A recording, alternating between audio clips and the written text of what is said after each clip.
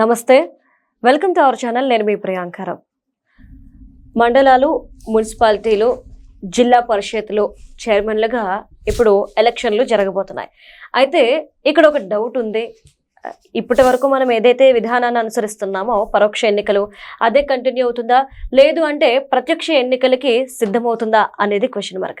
చాలా మంది దీనివల్ల ఎంత లాభం ఎంత నష్టం అనేది బేరీజులు వేసుకుంటున్నారు. కానీ అసలు గ్రౌండ్ లెవెల్లో చూస్తే ఈ డెసిషన్ ఎందుకు చేంజ్ చేస్తున్నారు, ఎవరు తీసుకొచ్చారు, వీటి మీద మనం ఒక క్లారిటీ తీసుకునే ప్రయత్నం చేద్దాం. మనతో పాటు TDP senior politician Kancharla Vijayabhaskar గారు ఉన్నారు. ఆయనతో మాట్లాడదాం. నమస్కారం సార్. నమస్కారం అండి ప్రియాంకరావు గారు. సార్, మున్సిపాలిటీలు ఆ తర్వాత మండలాలు, జిల్లా పరిషత్ చైర్మన్లకి ఎలక్షన్లు అనేవి జరగబోతున్నాయి.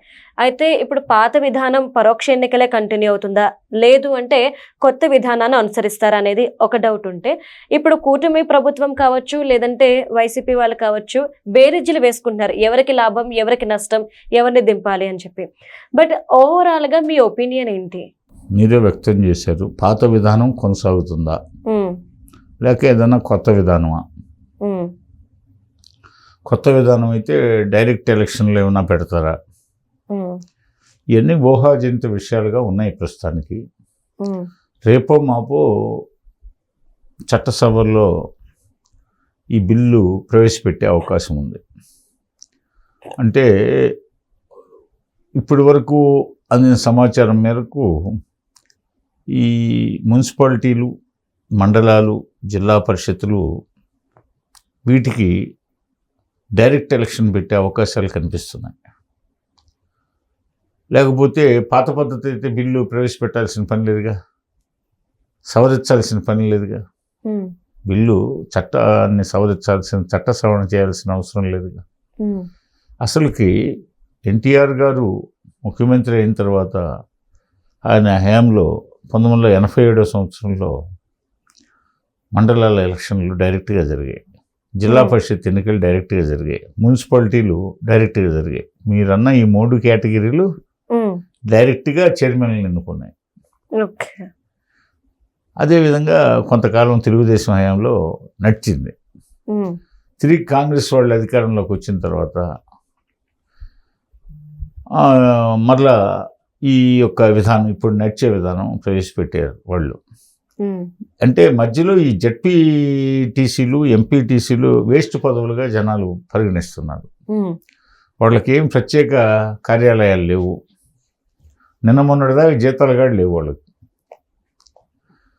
పోతే వాళ్ళకి ఏదో ట్రావెలింగ్ అలవెన్స్ ఇచ్చేవాళ్ళు, అది కూడా ఒకప్పుడు 50 రూపాయలు ఉండేది ఎంపీటీసీకి, జెడ్పీటీసీకి 150 ఎంత ఉండేది.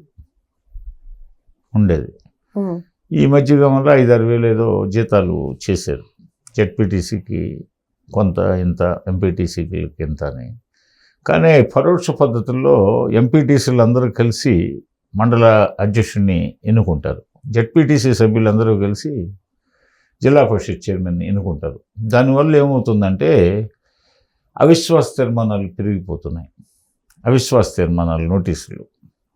అదేవిధంగా క్యాంపు రాజకీయాల ముచ్చట్లు, దానికి విశేషమైన ఖర్చు పెట్టడం, అభ్యర్థులు అమ్ముడుపోవడం, అట్లాగే రాజకీయ అస్థిరత, దీనివల్ల అడ్మినిస్ట్రేషన్ లోపించడం, వీటన్నిటిని అధిగమించాలంటే డైరెక్ట్ ఎన్నికలు అయితే దోహదపడతాయి. అంటే రాజకీయ అస్థిరత ఉండదు, అవిశ్వాస తీర్మానాలు ఉండవు, క్యాంపు రాజకీయాలు ఉండవు, గొడవలు ఉండవు. ఒకసారి ఎన్నుకుంటే 5 years పాటు వాళ్ళు నిర్విరామంగా, నిరాటంకంగా పరిపాలన మీద దృష్టి సారించే వీలుంటుంది. అందుకోసం ఆలోచన జరుగుతుంది. అయితే ఆ విధానంలో వాళ్ళు మొనోపలి ఉండదా అంటే, మరి అన్ని విధానాల్లో మొనోపలి అంటే, ఇప్పుడు ఈ విధానంలో ప్రజలు ఇంత పెద్ద లక్షలాది ప్రజలు జిల్లా పరిషత్ చైర్మన్ ఎన్నుకుంటారు. ఆ కృతజ్ఞతాభావం ఉంటుంది జిల్లా పరిషత్ చైర్మన్కి. మున్సిపల్ చైర్మన్ని లక్షలాది మంది ఎన్నుకుంటారు, లేకపోతే వేలాది మంది ఎన్నుకుంటారు. అట్లాగే మేయర్ ఎన్నికల్లో అది మున్సిపాలిటీలే పెద్ద సైజు అయితే వాటిని కార్పొరేషన్లు అంటారు. కార్పొరేషన్లకి, మున్సిపాలిటీలకి, మండలాలకి, జిల్లా పరిషత్తులకి డైరెక్ట్ ఎలక్షన్లు పెట్టే ఉద్దేశం ఇప్పుడు ఈ చట్ట సవరణ బిల్లు. అందువల్ల వాటికి మోస్ట్ ప్రాబబ్లీ డైరెక్ట్ ఎలక్షన్ జరిగే అవకాశం ఉంది. ఏది నేను ముందుగా ప్రస్తావించినటువంటి అవిశ్వాస తీర్మానాల నోటీసుల్ని అధిగమించడానికి, క్యాంపు రాజకీయాల కుతంత్రాల్ని ఛేదించడానికి, అదేవిధంగా అస్థిర రాజకీయ వాతావరణాన్ని స్థిరత్వం చేయడానికి, అదేవిధంగా శాంతి భద్రతలు కాపాడడానికి, ఈ అవిశ్వాస తీర్మానాల వల్ల అయ్యే ఖర్చుల్ని, క్యాంపు రాజకీయాల్లో పెట్టే ఖర్చుల్ని నివారించడానికి, రాజకీయ సుస్థిరత సాధించడానికి ఈ మల్టీపర్పస్ బెనిఫిట్స్ని దృష్టిలో పెట్టుకొని పాత ఎన్టీఆర్ కాలంలో తెచ్చినటువంటి పాత విధానాన్ని ఈ కూటమి ప్రభుత్వం ప్రవేశపెట్టాలనే సంకల్పంతో ఈ నిర్ణయం తీసుకున్నట్లుగా అనిపిస్తుంది. పోతే ఇందువల్ల బహుళ ప్రయోజనాలు ఉన్నాయని చెప్పాను కదా. అదే ఈ క్యాంపు రాజకీయాలు, వీళ్ళు ఇప్పుడు మున్సిపాలిటీల్లో కౌన్సిలర్లు చైర్మన్ ఎన్నుకుంటారు, కార్పొరేషన్లో కార్పొరేటర్లు మేయర్ని ఎన్నుకుంటారు, మండలాల్లో ఎంపీటీసీ సభ్యులు ఎన్నుకుంటారు, మండల అధ్యక్షుడిని, జిల్లా పరిషత్తుల్లో జెడ్పీటీసీలు ఎన్నుకుంటారు. కాస్త కడుపు మండితే ఇద్దరు ఎంపీటీసీలకు కడుపు మండితే అవిశ్వాస తీర్మానం నోటీసు మిగతా కొంతమందిని కలుపుకొని నోటీస్ ఇస్తే అవిశ్వాస తీర్మానం, దానివల్ల చాలా గందరగోళాలు, క్యాంపు రాజకీయాలు, కిడ్నాపులు, పోతే బలవంతపు కిడ్నాపులు, పోతే డబ్బు పెట్టి కొనుగోళ్ళు, హార్స్ ట్రేడింగ్ విధానం అంటారు దీన్ని. ఈ క్యాంపు రాజకీయాల్లో డబ్బు కిడ్నాపులు చేయడాలు, బలవంత పెట్టి ఒప్పించడాలు, నిర్బంధించి ఓకే అనిపించుకోవడాలు, డబ్బుతో కొనుగోలు చేయడాలు, మద్యం మాంసం విచ్చలవిడిగా వెదజల్లడాలు, ఇవన్నీ హార్స్ ట్రేడింగ్ అంటారు. ఈ హార్స్ ట్రేడింగ్ని నివారించాలి.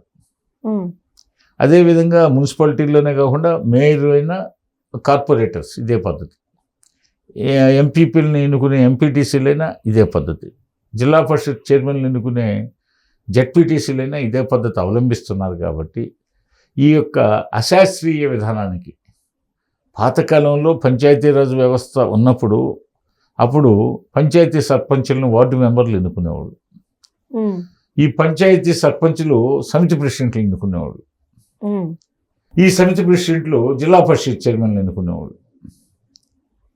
ఆ విధానానికి స్వస్తి పలికాడు ఎన్టీ రామారావు గారు.